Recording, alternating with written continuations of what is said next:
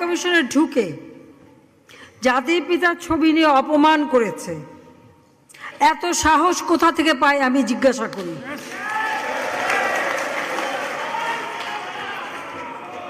আমি জানি না আমাদের হাই কমিশনার এখন কারা বসেছিল এবং তারা সেখানে কিছুই করতে পারলো না কেন, সেটাও বড় প্রশ্ন। আর আমি আমার প্রবাসী যারা বাঙালি, না আমার প্রবাসী বাঙালিদেরও আমি বলবো যে যারা এই ঘটনাগুলি ঘটিয়েছে তারা চলাফেরা করে না, তাদের দেখেন না। যে হাত দিয়ে জাতির পিতার ওই ছবি নিয়ে তারা ভেঙেছে, তাদের যা উপযুক্ত করা উচিত সেটা করতে হবে।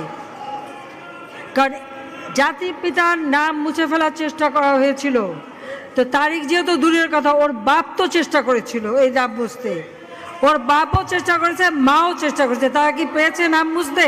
পারে নাই। ইতিহাস কখনো কেউ চাপা দিতে পারে না। আর জাতির পিতা তার 7 মার্চে ভাষণে বলে গেছে যে বাঙালিকে কেউ দাবায় রাখতে পারবে না, পারে নাই দাবায় রাখতে। তা আজকে এত বড় দুঃসাহস হয়ে যায়।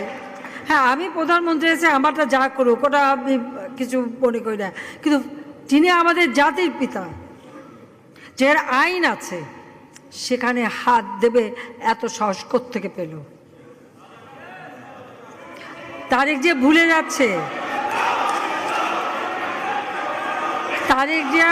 যাচ্ছে যে তার মা দুর্নীতি করে জেলে গেছে।